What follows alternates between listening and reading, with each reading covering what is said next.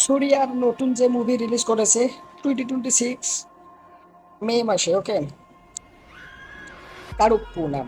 এই কারুপ্পু নামের সিনেমায় যে গল্পটা দেখানো হয়েছে সেটা আমার কিছুটা এরকম আমার চিন্তা ভাবনা ছিল, ওকে।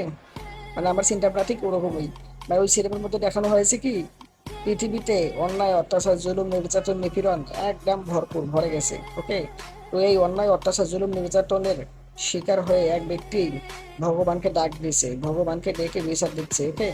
তখন ভগবান নিজে নেমে এসেছে পৃথিবীতে, পৃথিবীতে এসে দেখে যে এখানে অন্যায় অত্যাচার জুলুম নির্যাতন নিপীড়ন খুব চলতেছে, ওকে। আর এগুলো সমাধান হচ্ছে ঘুষ। মানুষকে টাকা পয়সা দিলে যে যে বেশি টাকা দিতে পারে, ওকে, তার পক্ষে সবকিছু চলে। আইন, আদালত, কোর্ট কাছারি, বিচার, মানে ওভারঅল যা কিছু রয়েছে সব চলে টাকার উপরে। যত ঘুষ দেয় সে শত আর কি ভালো, মনে করেন যে খারাপ কাজ মানুষকে দিয়ে করি না, ওকে, তার সাথে। এখন এখানে ভগবান বা ঈশ্বর বা সৃষ্টিকর্তা এসে, হ্যাঁ, এই সব কিছু সমাধান করতে চায়। এখন সে যদি আবার এখানে পাওয়ার ব্যবহার করে না, তাকে পাওয়ার ব্যবহার করতে নিষেধ করে দেয়, যে আর কি মনে করো যে চ্যালেঞ্জ নিয়েছিল, ওকে, চ্যালেঞ্জ নিয়েছিল ওই ব্যক্তির সাথে, ওকে। ভগবানের কাছে যে ব্যক্তি বিচার দিল, সেই ব্যক্তির বিচারের জন্য ভগবান এসে নেমে এসেছে, এসে ওই ব্যক্তিকে ধরছে। তখন ওই ব্যক্তি বলে এখানে ঘুষ ছাড়া কিছু হয় না, সব কিছুই সমাধান হতে পারে ঘুষ দিয়ে। তখন সৃষ্টিকর্তা ভগবান ওর সাথে চ্যালেঞ্জ নেয় যে আমি ঘুষ ছাড়াই সব কাজ করে দেখাবো। পরে এ ভগবান বা ঈশ্বর সৃষ্টিকর্তা এই সব কিছু চেঞ্জ করতে যেয়ে পারে না। তখন সে পাওয়ার খাটায়, এখন তাকে পাওয়ার খাটাতে বারণ করে দেয় যার সাথে চ্যালেঞ্জ নিয়েছিল, ওকে, যে বলেছিল যে ঘুষ ছাড়া কিছু হয় না। কিন্তু ভগবান ঈশ্বর সৃষ্টিকর্তা বলেছিল যে আমি ঘুষ ছাড়া কাজ করাবো। পৃথিবীতে নেমে এসে সে কিন্তু পরবর্তীতে সে পাওয়ার খাটায়, তাকে বারণ করে দেবে পাওয়ার খাটানো যাবে না, তাহলে তো হবে না আসলেই তো। কতটা সত্য, সৃষ্টিকর্তা এসে যদি পাওয়ার খাটায়, হ্যাঁ, তার যে ক্ষমতা রয়েছে ওই ক্ষমতার মাধ্যমে যদি অন্যায় হচ্ছে সেই অন্যায়টাকে আটকায় দিয়ে ভালো কাজ করায়, তাহলে তো হবে না। তাহলে তো মনে করো হবে না। স্বাভাবিক অবস্থায় মানুষজন মনে করেন যেন সবাই ভালো পথে চলে আসে, সবাই যেন অন্যায় অত্যাচার জুলুম নির্যাতন নিপীড়ন ছেড়ে দেয়, ওকে। এগুলো যেন না করে, সেটা আর কি নিজে মানুষ হয়ে, স্বাভাবিক মানুষ হয়ে এটা বাস্তবায়ন করতে হবে, এবং চ্যালেঞ্জ হয়েছে। যার কারণে সৃষ্টিকর্তা ভগবান ঈশ্বর বিধাতা দয়ালু আল্লাহ সে তখন মনে করেন যে ইয়ে করে, কি বলে, হ্যাঁ, এই নিজের পাওয়ার খাটানো বন্ধ করে দেয়।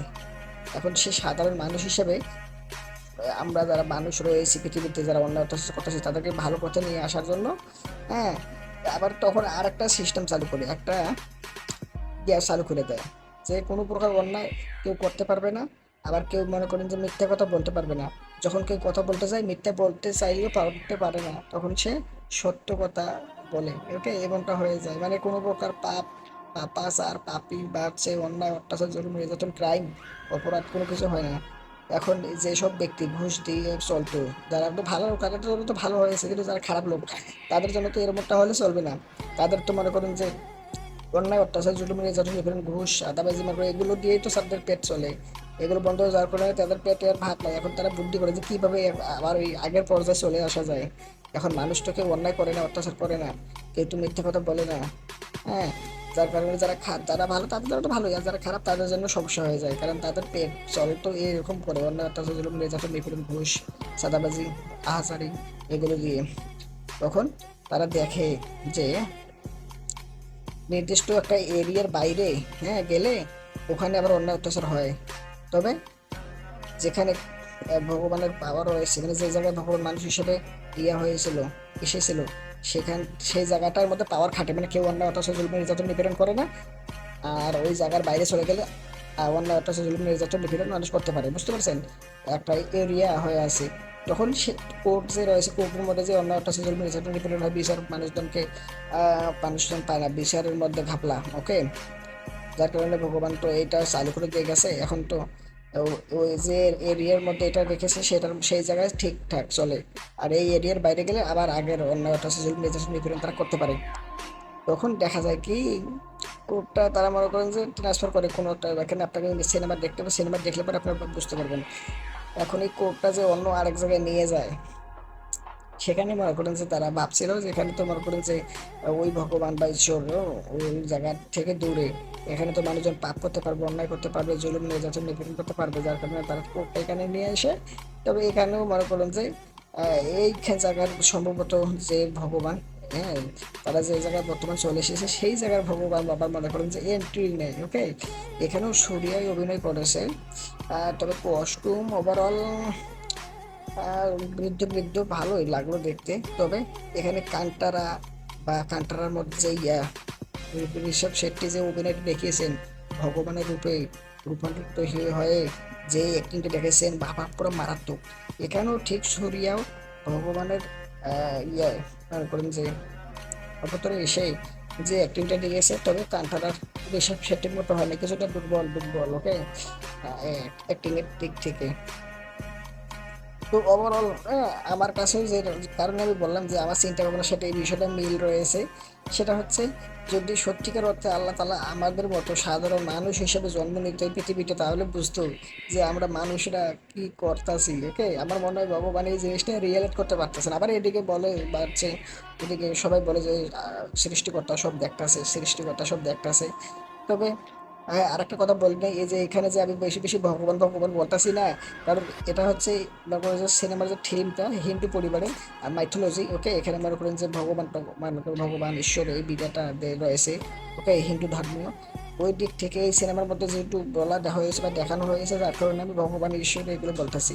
আপনারা আবার অন্য মান্য করেন না, অন্য কিছু মাইন্ড করেন না। যাই হোক, এখন এখানে যেটা বলতে লাগছিলাম, সত্যি কথা সৃষ্টিকর্তা যদি আসতো তাহলে দেখতো যে আসলে এখানে ভালো যারা সৎ পথে চলতে চায়, অন্যায় অত্যাচার জুলুম নির্যাতন নিপীড়ন নিজেরাই করবে না এবং অন্যকে করতে দিতে চায় না, তারাই সব থেকে বেশি অবহেলিত, তারাই মনে করছে যে ঝামেলাগুলো পরে বলে বোঝানোর কথা না।